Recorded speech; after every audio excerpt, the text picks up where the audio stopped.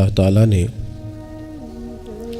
قرآن مجید میں 2 مقامات پر اس بات کا تذکرہ کیا ہے، اور جو آیہ کریمہ میں نے تلاوت کی یہ سورہ تغابن کی آیت ہے۔ اللہ کریم نے ارشاد فرمایا قرآن حکیم میں کہ انما اموالکم و اولادکم فتنہ، فرمایا بے شک تمہارے مال اور تمہاری اولاد یہ آزمائش ہے، یہ فتنہ ہے۔ واللہ عندہ اجر عظیم، اور اللہ کے پاس بہت بڑا اجر ہے۔ یہ تمہاری مال اور تمہاری اولاد یہ تمہارے لیے آزمائش ہے۔ کس معنی میں آزمائش ہے؟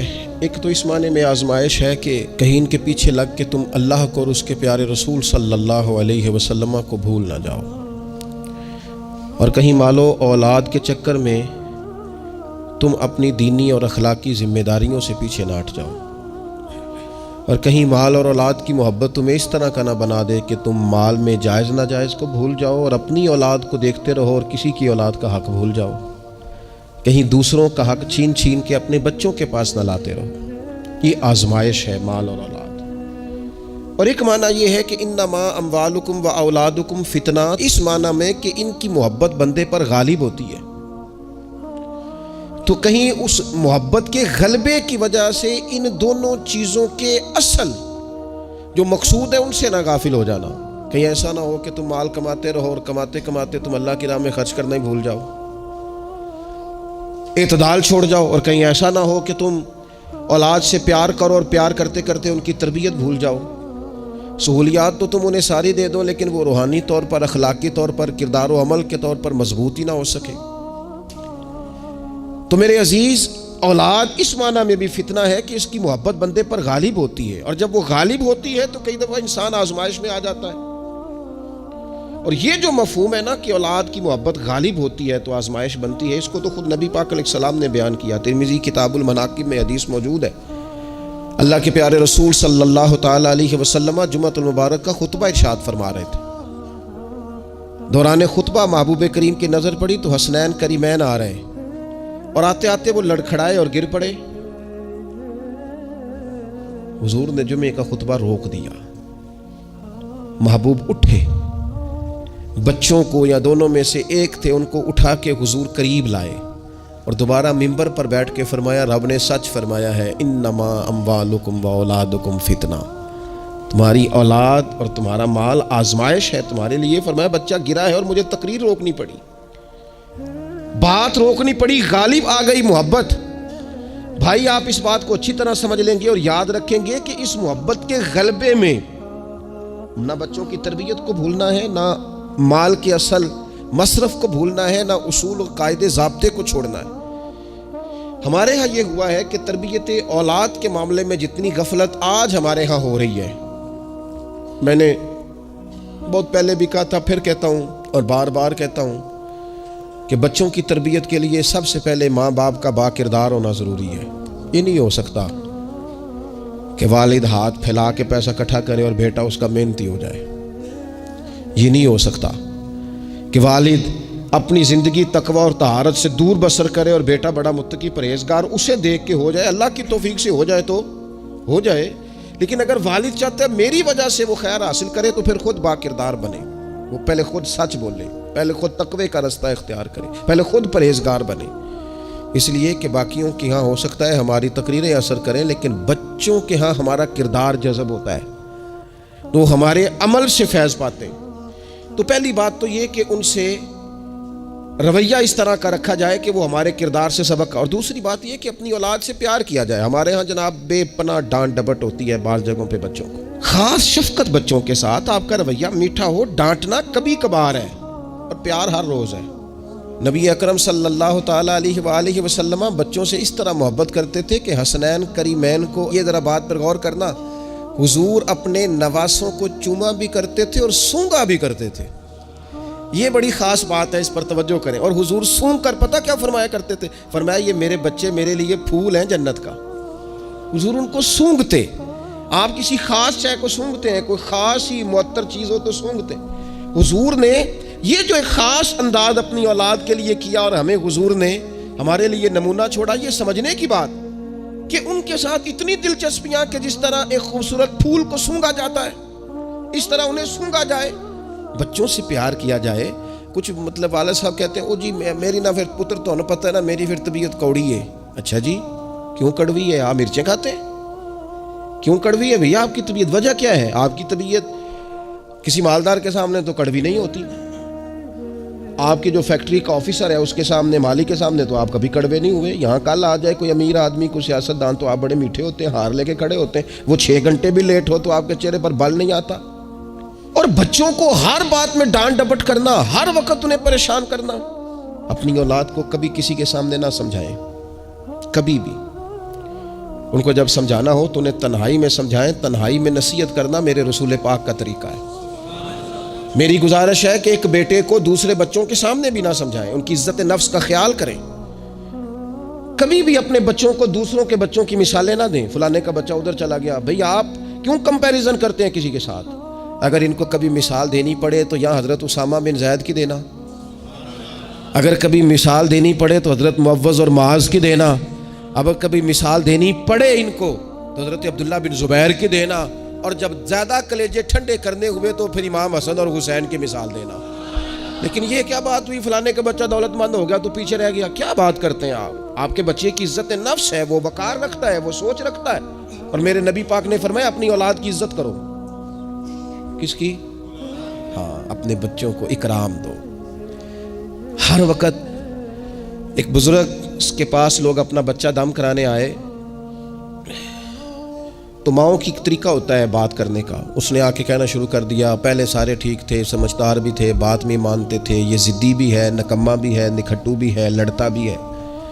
تو بزرگ کہنے لگے میں دم کر دیتا ہوں، لیکن میری بہن اس بوڑھی عورت کو فرمانے لگے یا اس کے باپ کو کہ بھائی آپ یہ جتنی باتیں آپ نے کی ہیں نا، کیا یہ اچھا ہوتا آپ اس کے سامنے نہ کرتے، یہ لفظ آپ یوں ادا نہ کرتے. آپ تو اسے پکا کر رہے ہیں کہ تو ضدی ہے، آپ تو کنفرم کر رہے ہیں کہ تو لڑاکا ہے، آپ کنفرم کر رہے ہیں کہ یہ نافرمان ہے. کیوں آپ نے اس کے سامنے یہ باتیں کی؟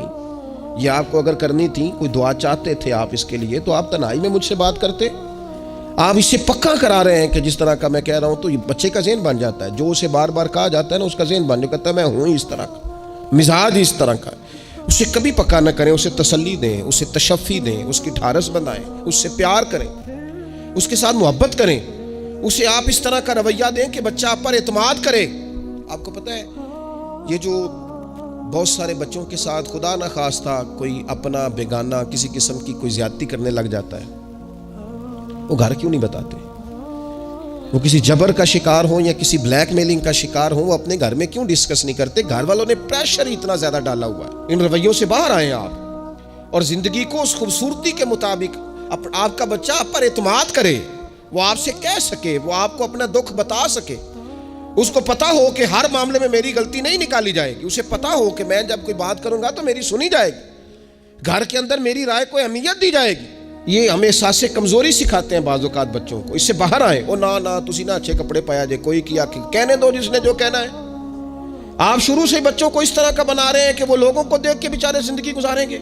کیوں اس احساس محرومی کا ہم اپنی اولادوں کو شکار کرتے ہیں؟ وہ باپ کے ساتھ وقت گزاریں. میں جی مصروف بڑا ہوں، تو زیادہ مصروف ہے یا رسول پاک زیادہ مصروف ہے؟ حضور کی تو نواسی ضد کرتی ہیں. سب سے بڑی نواسی صحیح بخاری میں موجود ہے، حضرت زینب کی بیٹی. نبی پاک نماز کے لیے جا رہے، کہتی میں نے بھی جانا ہے. حضور نماز کے لیے آتے تو بچی کو اٹھا کے ساتھ لے آتے. صحابہ فرماتے ہیں نبی پاک قیام میں ہے تو بچی یہاں ہے. حضور رکوع سجدے میں جاتے تو بچی کو قریب کھڑا کر لیتے. اور پھر پیار بیٹیوں سے تو حضور نے کیا ہی. شہزادیاں چاروں جب آتی حضور اٹھ کے کھڑے ہوتے. سیدہ پاک کے بارے میں فرمایا، سب سے چھوٹی بیٹی کے بارے میں، کہ فاطمہ تو میرے جگر کا ٹکڑا ہے. لیکن یہاں بات ختم نہیں ہوئی. نواسوں اور نواسیوں سے پیار. میں نمازی ہوں جی، بچے کو لے جاؤ. میرے رسول پاک پر بچے پیشاب کر دیتے، حضور پانی بہا دیتے. تو میں پھر کیا ہو گیا ہے؟ میں نے بہت بڑی بات کر دی اگر آپ کی سمجھ میں آئے تو. اور اللہ تعالیٰ شعور دے سکتا ہے. حضور کسی جانور پر سوار ہوتے تھے تو جانور پیشاب نہیں کرتا تھا جب تک حضور سوار رہتے تھے. رب چاہتا تو بچہ کبھی پیشاب نہ کرتا. اتنا بڑا کام اس لیے ہوا کہ تیری اور میری سمجھ میں بات آ جائے. میں قبلہ حضرت صاحب ہوتا ہوں، میں حاجی صاحب ہوں، میں نمازی صاحب ہوں، میں فلان صاحب ہوں، لہذا بچوں کو لے جاؤ میں نے نماز. وہ تو زیادہ پاک صاف ہے؟ آپ کے اندر کچھ زیادہ رعنائی آ گئی ہے کہ آپ اپنی اولاد کو وقت نہیں دے پاتے.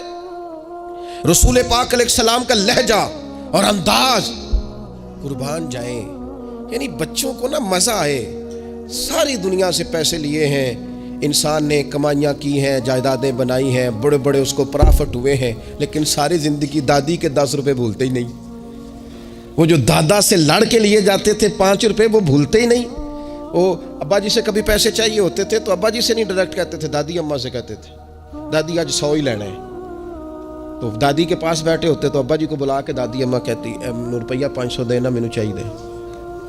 تو ابا جی کہتے اماں جی کی کرنے نے، تینوں بازار دینا ضروری ہے تو دے نا 500. تو ابا جی کہتے مینو سمجھ لگتی پئی جو اتنے ہو رہا ہے نا. اب وہ ذائقہ ساری زندگی بھولا، اس کی لطافت نہیں گئی، اس کا غسل نہیں گیا. وہ 100 روپیہ نہیں تھا، وہ کروڑوں روپے تھے. اس لیے کہ جس چاشنی سے وہ ملے نا، جس درد سے، وہ اماں سے پیسے لیتے وقت تو یوں لگتا ہے کہ بندہ دنیا کے سب سے بڑے خزانے کے سامنے کھڑا ہے. اس لطف کو دوبالا کرے زندگی میں. یہ ہمارا کلچر نہیں، یہ ہمارا حسن ہے، یہ ہماری تہذیب ہے. نبی پاک علیہ الصلوۃ والسلام کی نواسی جناب امامہ بنت زینب رضی اللہ تعالی عنہما، ایک ہار آیا حضور کے پاس تحفے میں. تو حضور نے فرمایا میں نے اس کو دینا جو مجھے سب سے زیادہ پیارا ہے. ازواج مطہرات کہتے ہیں دوڑ لگ گئی تھی، حفصہ کو ملے گا، میمونہ کو ملے گا، ام حبیبہ کو ملے گا. سیدہ عائشہ صدیقہ کہتی ہیں میرے دل میں بڑی بات تھی کہ اگر کسی اور کو مل گیا نا تو میں تو سمجھتی ہوں کریم سب سے زیادہ محبت ہی مجھ سے کرتے ہیں. کہتے ہیں یہ بات چل رہی تھی اور وہ جو تھوڑی دیر کے لیے وہ انتظار تھا کہ کس کو ملے گا، تو وہ انتظار بڑا حسین، بڑا خوبصورت تھا، اس میں بڑی رعنائی تھی. لیکن قربان جائیں، نبی کریم نے فرمایا میں تو اپنی بڑی نواسی جناب زینب کی بیٹی امامہ کو دوں گا. اور حضور نے وہ ہار لا کے انہیں اپنے دست مبارک سے پہنایا. اور میں کتنا پیارا لگ رہا ہے میری بیٹی کو. تھوڑا سا نا اپنے رویے میں وسعت. بچوں کو ہماری حاجت ہے اور ہمیں دولت کی حاجت ہے، ہمیں پیسوں کی حاجت ہے. ہمارا گاہک آ جائے تو بچے کو تھپڑ مارنے سے باز نہیں آتے. 2 4 5 منٹ کی مصروفیت ہے کسی بندے کی تو وہ کیا کہے گا کہ لو جی بچہ آ گیا ہے. تو بچے کے ساتھ کھیلنا، بچے سے او سنو یار حد ہو گئی. نسائی میں موجود ہے، سیاستہ کی روایت. نبی پاک نے سجدہ لمبا کر دیا نہ، میں اس سے بڑی بات نہیں آپ کو سنا سکتا. لمبا سجدہ ہو گیا، لمبا.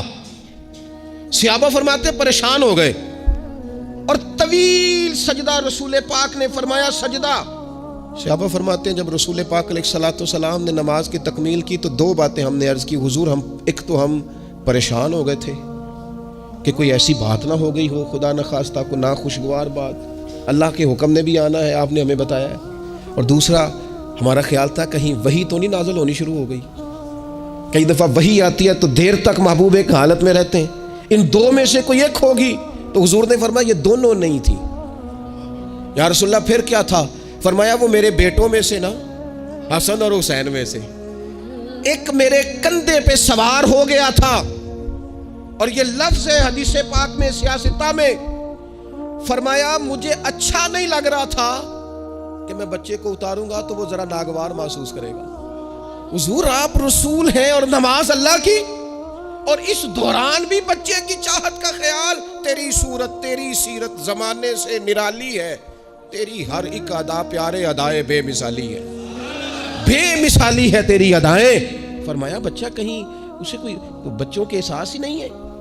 آپ نے جب چاہا ڈانٹ دیا، آپ نے جب چاہا جو مرضی کر دیا. ابا جی کا ڈنڈا گھر میں لٹکنا چاہیے، حکم ہے، لیکن ابا جی کو ماتھا بھی تو بار بار چومنا ہے نا.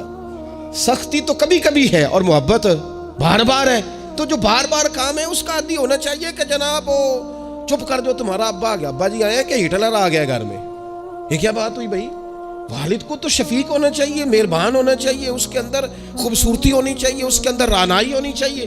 تو نبی پاک صلی اللہ تعالی علیہ وسلم نے بے پناہ پیار کی. اچھا اسی پیار سے حضور نے تربیت بھی کی. اور یہ پیار کیونکہ حسنین کریمین کی ہم مثالیں عرض کرتے ہیں تو ان کی شان تو وراء الورا. نبی پاک کا سب بچوں کے ساتھ یہ رویہ تھا. حضرت انس بن مالک کہتے ہیں میں حضور کا خادم ہوں، میری اماں خدمت کے لیے چھوڑ کے گئی، پر حضور جب بھی مجھے بلاتے کہتے یا بنیا